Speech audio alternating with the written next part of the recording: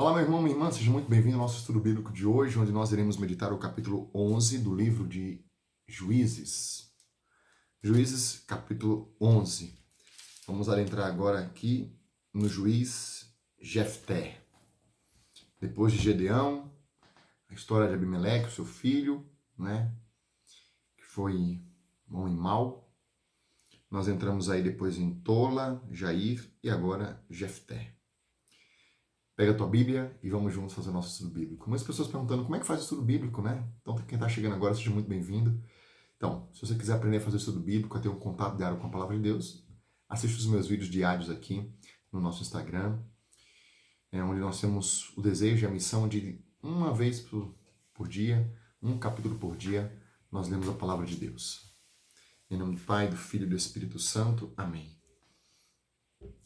Senhor, derrama o Teu Espírito sobre nós para que possamos compreender a Tua Palavra e crescer na intimidade contigo. Amém. Amém. Jefté, o Gaalita, era um guerreiro valente. Jefté, da tribo de Galaade, era um guerreiro valente. Era filho de uma prostituta. Galaade era o pai de Jefté. Então veja, o cara era filho de uma prostituta, né? Mas Deus escolheu aquela pessoa. Então, na história da salvação humana, nós vemos que não são só pessoas perfeitas, famílias perfeitas. Nós vimos ali a interferência, né? As situações onde tem filhos de prostitutas, filhos de adultério, né? Situações assim que vão reinando.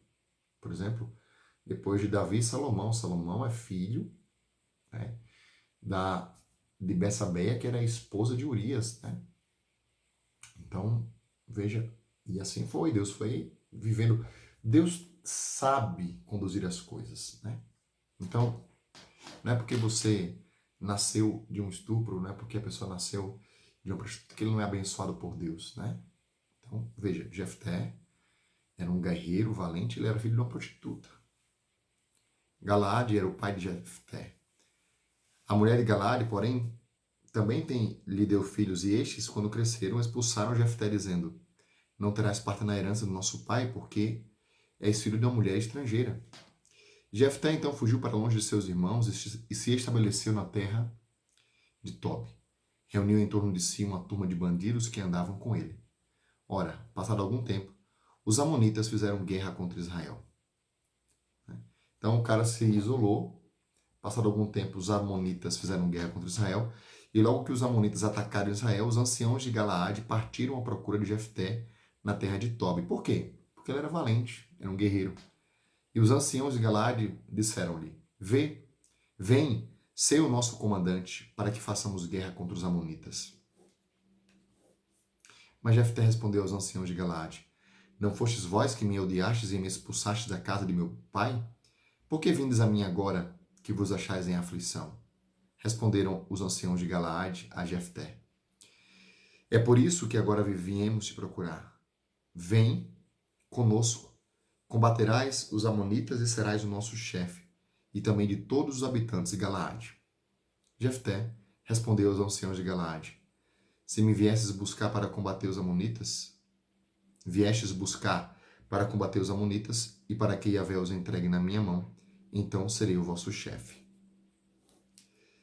Que Yahvé seja testemunha entre nós, se não fizermos como disseste. Então, bem, o cara era valente, o cara era um chefe, só que era filho da prostituta. Mas Deus escolheu aquela pessoa, né? O Espírito de Deus estava sobre Jefté. Ele foi o juiz escolhido. Veja que história, né? Que loucura. O filho de uma prostituta não era o filho legítimo. Foi o escolhido por Deus. Por quê? Não sei. Né? A gente pode pensar em várias situações, porque tinha um coração bom, porque foi predestinado para isso, porque era fiel a Deus, porque era justo, porque rezava. Não sei por quê. Pode ser tudo isso. Mas Deus escolheu. Deus escolhe quem Ele quer. O problema é que os homens, e eu me coloco, a gente vai muito, a gente vê as aparências, né? Mas Deus vê o coração. Acho que essa é a resposta. Por que, Jefté? Porque Deus vê o coração. Os homens veem a aparência. Então eles foram lá, Jefté então foi embora, foi expulso ali da casa do pai, eles foram embora morar em outro lugar. Quando os caras começaram a entrar em guerra, foram lá chamar Jefté para combater, para ser o comandante. Jefté relutou, mas depois disse, tá bom, eu vou vencer, mas eu vou ser o vosso chefe. E os caras disseram, que Deus seja o juiz entre nós, né? Se não fizermos como dissestes. Jefté partiu, pois, com os anciãos de Galaade. O povo o pôs como chefe e comandante. E Jefté repetiu todas as suas palavras em Masfa, na presença de Yahvé. Em Masfa havia um santuário. E ali, naquele lugar de oração, ele repetiu aquelas palavras. Jefté enviou mensageiros ao rei dos Amonitas para lhe dizer, que há entre mim e ti para que venhas atacar a minha terra? O rei dos Amonitas respondeu aos mensageiros de Jefté, é porque Israel, quando subiu do Egito, e apossou da minha terra desde o Arnon até o Jaboque e o Jordão. Devolve-me agora em paz o que tomastes. Jefté enviou novamente mensageiros ao rei dos Amonitas, dizendo-lhe, assim diz Jefté, Israel não se apossou da terra de Moabe, nem dos Amonitas. Quando subiu do Egito, Israel marchou pelo deserto até o Mar dos Juncos e chegou a Cádiz. Então Israel enviou mensageiros ao rei de Edom para lhe dizer, permite, peço-te, que eu passe pela tua terra. Mas o rei de Edom não quis ouvir nada. Enviou também mensageiros ao rei de Moabe, que igualmente recusou, e Israel permaneceu em Cádiz. E depois seguiu pelo deserto, contornou a terra de Edom e de Moabe, e chegou ao oriente da terra de Moabe. Israel acampou além de Arnon, e não entrou no território de Moabe, porque Arnon marca a fronteira de Moabe. Está contando a história do que aconteceu, né? Que nós já vimos aqui no livro dos Números, Deuteronômio, etc. E Josué. Em seguida, Israel mandou mensageiros a Seom, rei dos amorreus, que reinava em Ezebom, e Israel lhe mandou dizer, deixa-me, peço-te, passar pela tua terra para atingir o meu destino. Mas Seom não teve confiança em Israel, para que este atravessasse o território. Reuniu todo o seu exército que acampou em Jaza e atacou Israel. Yahvé, o Deus de Israel, entregou Seom e todo o seu exército nas mãos de Israel, que os venceu. E Israel tomou posse da terra dos amorreus, desde Arnon até Jaboque, e desde o deserto até o Jordão. E agora que Yahvé, Deus de Israel, expulsou os amorreus de sua terra ante o seu povo Israel, será tu que nos expulsarás? Ou seja, ele contou toda a história para dizer o seguinte, olha, foi Deus que conduziu. A gente veio aqui na situação, vimos em tranquilidade, mas alguns não deixaram a gente ir, entrar, então a gente deu uma volta. Chegamos ali e pedimos, olha, deixa a gente passar. Só que ao invés de não permitir, além de não permitir, eles ainda entraram em guerra conosco, né? Foram para cima da gente. Então, a gente foi lá e Deus nos abençoou e a gente venceu. Então, Deus nos deu essa terra. E você quer que a gente saia agora? Não possuis tudo que Deus, Camus, te deu? Do mesmo modo, tudo que Yahvé, o nosso Deus, tomou dos seus possuidores, nós o possuímos. Ou seja, vocês não estão possuindo tudo que o vosso Deus deu, então assim também a gente está com tudo que Deus nos deu. Do mesmo modo, tudo o que Yahvé, o nosso Deus, tomou dos seus possuidores, nós os possuímos. És tu, porventura, melhor do que Balaque, filho de Sefor, rei de Moabe? Contendeu ele alguma vez com Israel? Fez a guerra contra ele? Quando Israel se estabeleceu em Zebom, e nos seus arredores em Aroer, e nos seus arredores, e em todas as cidades que estão ao longo de Arnon, 300 anos, porque não as tomaste durante todo esse tempo? Portanto, não fui eu que pequei contra ti, mas tu sim agistes mal para comigo ao me fazeres a guerra. Que Yahvé, o juiz, julgue hoje entre os israelitas e os amonitas. Então veja, o cara explicou tudo, disse, olha, eu não procurei guerra, eu não quis guerra, eu estou na minha terrinha, tranquilo, a história é essa, só que agora você vem para cima de mim, então não foi eu que procurei isso. Né? Então foi o seguinte, que Deus seja o juiz entre mim e você, entre Israel e os amonitas. Mas o rei dos amonitas não deu ouvidos às palavras de Jefté, que Jefté lhe mandara dizer. Então, o rei não deu nem ouvidos, né? Não deu nem bola. Então o espírito de Yahvé veio sobre Jefté. Veja, o espírito de Deus veio sobre Jefté. que atravessou Galaade e Manassés, passou por Masfa de Galaade, e de Masfa de Galaade passou aos Amonitas. E Jefté fez um voto a Yahvé. Se entregares, preste atenção nesse voto. Preste atenção nisso. Isso aqui é doído, tá?